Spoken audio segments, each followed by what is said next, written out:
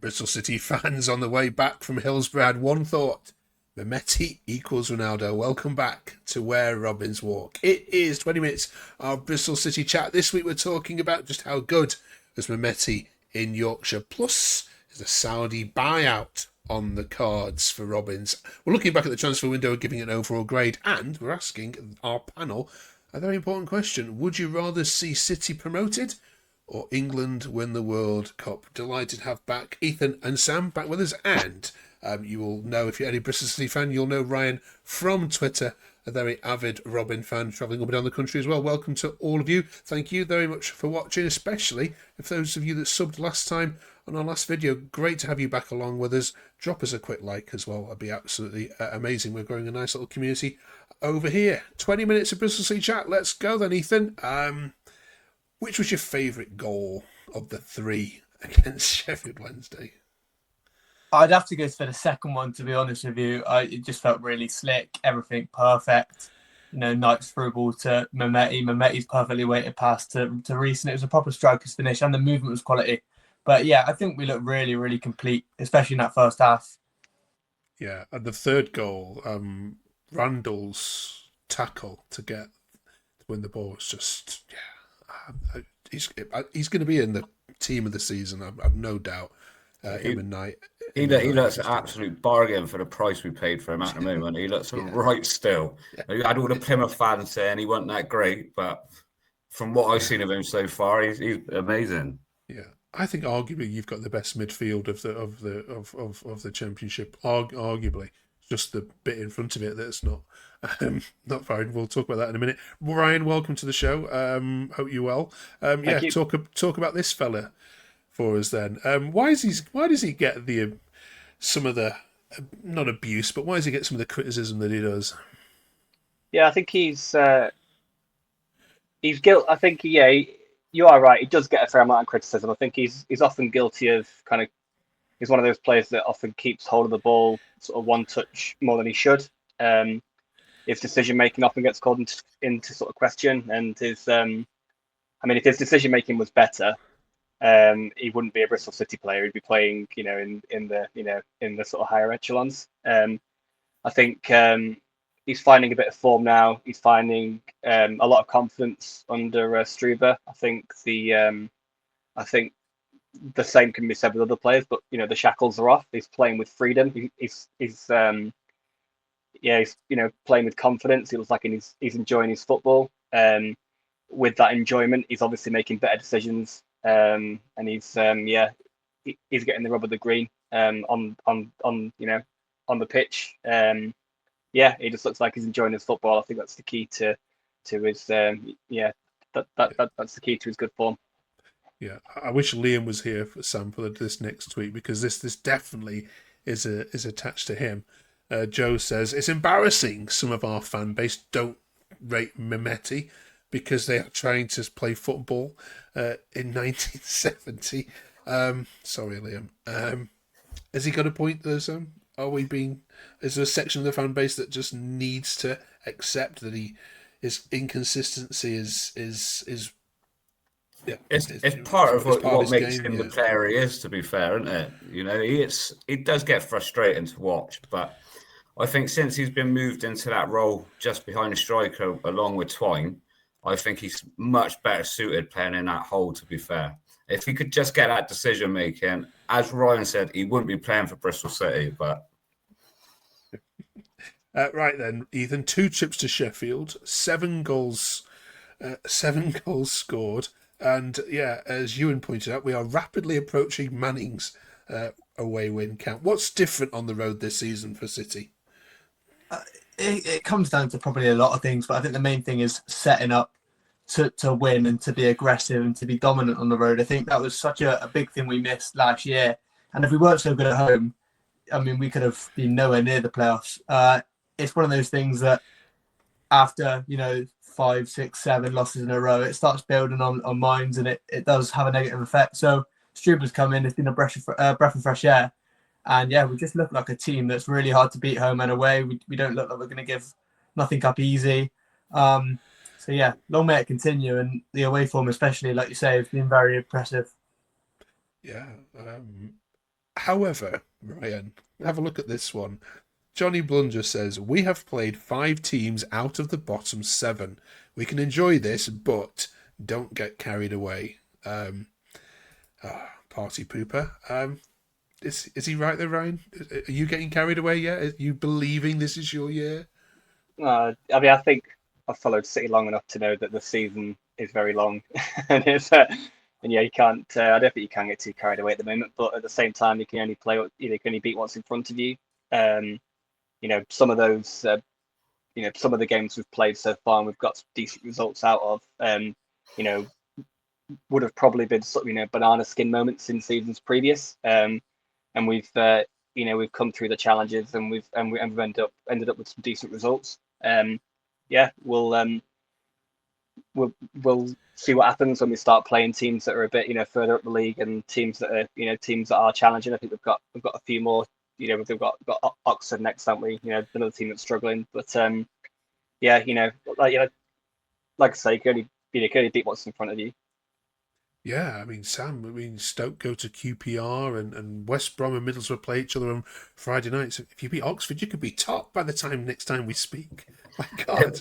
Yeah, that would be absolutely lovely. I know it's early days, but as you said, losing to beating the teams in the bottom 7 at the moment, it's teams we normally drop points against. So it's nice to actually get them out of the way with 3 points and get where we are in the table at the moment. Okay. All right. One little negative then that every week the fans have to have a go.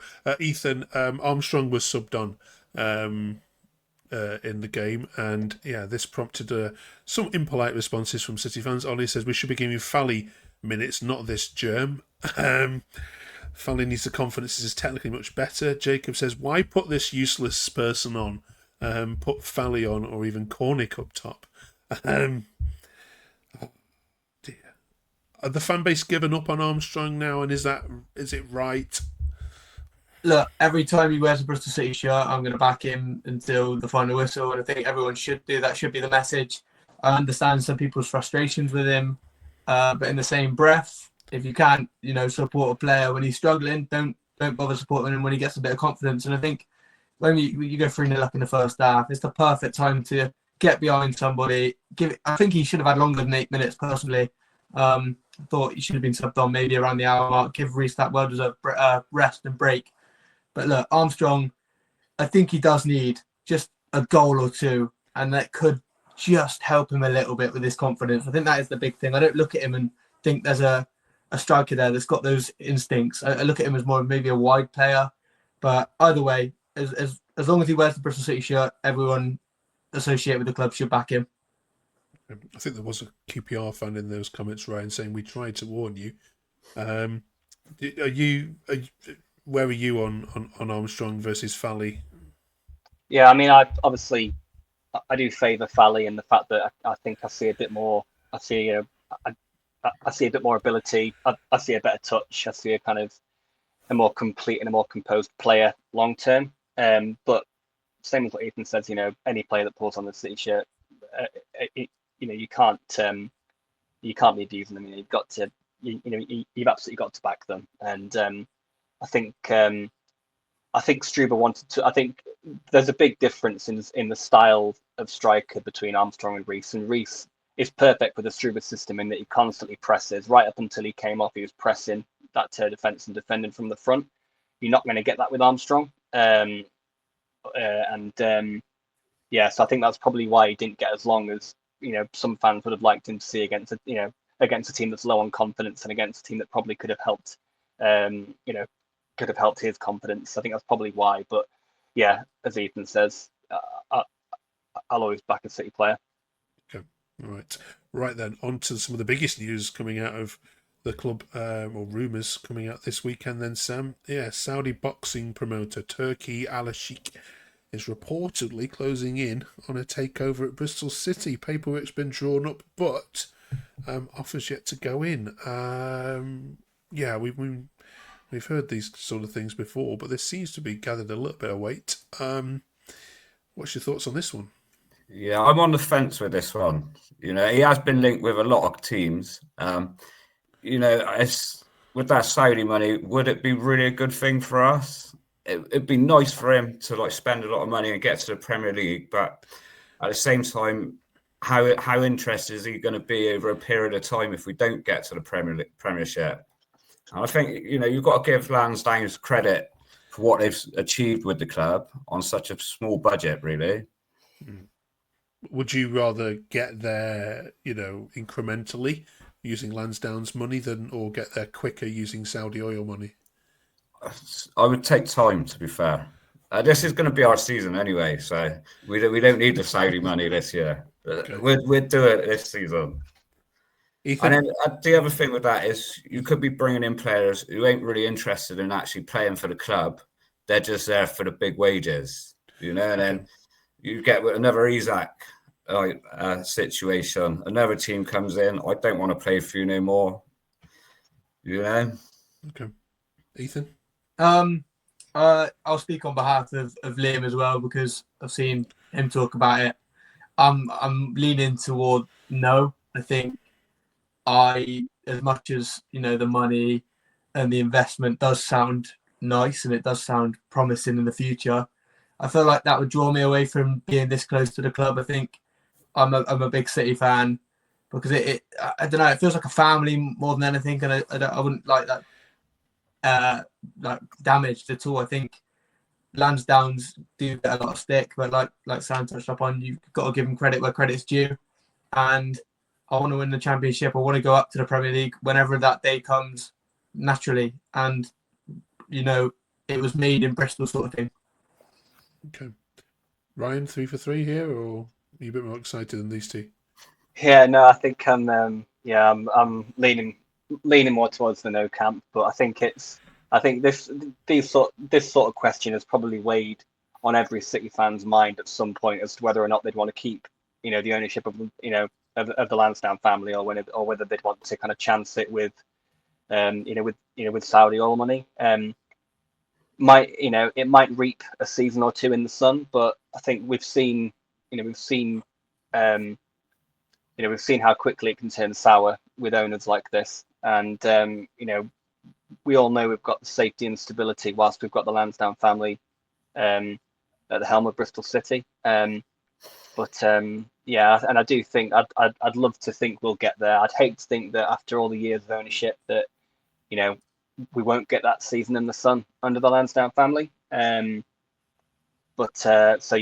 be adverse for this to go, for this sort of sale to go through personally. Brilliant. Thanks for all your comments on that, team. Let us know in the comments what your thoughts are, and we'll read some of these out next week. Right, Sam, since we last saw you, the transfer window has slammed shut. So 1 to 10, please. 10 being couldn't have gone any better, to 1 being a disaster. How well did the club do in the summer transfer window overall for you? Yeah, I think about a 7, really. It could have been better, but it could have been a lot worse for us. We're still lacking that second quality striker, but I think it was never on the cards unless we sold. So, but then again, like I said earlier, I think getting Adam Randall in for the price we paid for him is going to be the Championship bargain of the season. Yeah, and a decent goalkeeper as well. Ethan? I'm going to one-up it. I'll go 8 out of 10. Like Sam touched up on, needed a striker. For me, that was the only thing we needed, especially when Neto Borges came through the door the day before. I was certain we were going to get a striker in. Didn't happen. Something fell through. But yeah, you speak about Randall, how quality he's looked so far. Emil Rees could pip him to the bargain of the season on a free. And then you look at Radek Vitek, and I don't think I've ever loved a goalkeeper more than him. I've seen 5 games that I'm genuinely so moved by him. So yeah, 8 out of 10 for me. There's always room for improvement, but very happy with it. Okay, Ryan. Yeah, I think I'm gonna one up again. I'm gonna go. Yeah, I'm gonna go for a 9. If you look at,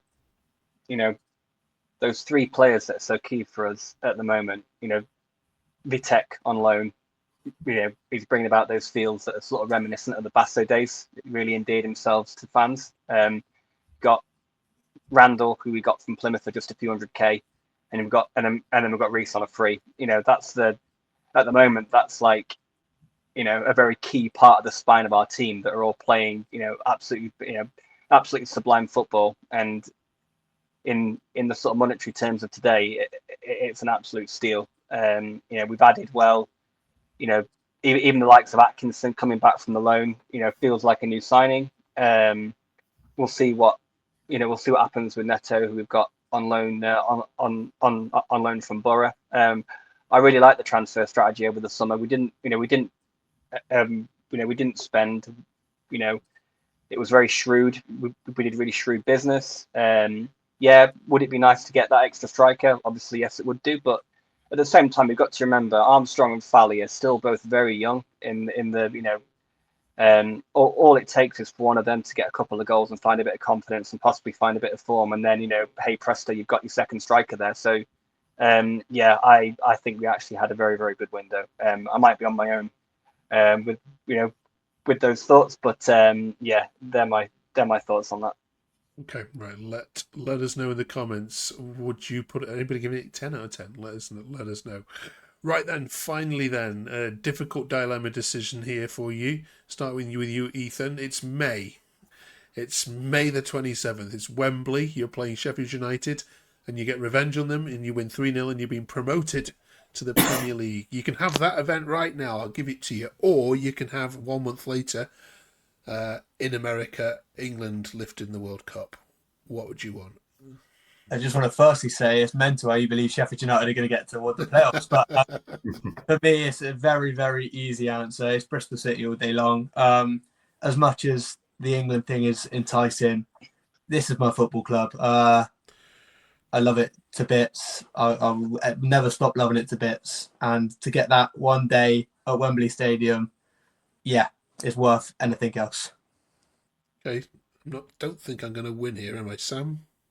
Yeah, 100% it would be Bristol City. I've seen England win a trophy before, the 1998 Le Tournoi, so that'd do for me. Come on, Ryan. World Cup's only come around every 4 years. You've probably only got another 10 of them left in your lifetime, something like that. Yeah, You've got at least another 30 years for just to watch your team go up. Come on, surely it's England. no, I'm going to I'm going to stick with the boys, and we'll go with Bristol City. I've always been club before country. I've seen far too much more disappointment coming from the players in England shirts than I have from from my boys in red. So I'll stick with City. All right, okay. If there's a Bristol City fan out there that would prefer England to win, let us know in the comments. I want to find at least one.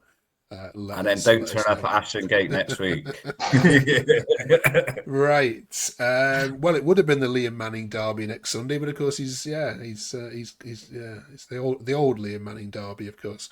Oxford United come and visit next Sunday, so join us next week as we review that one, and then of course we're looking ahead to the rest of September as well. Thank you very much, Ethan. Thank you, Sam. Thank you, Ryan, on your debut. Well done, and we'll see you all back in 7 days' time. Have a great week, everybody.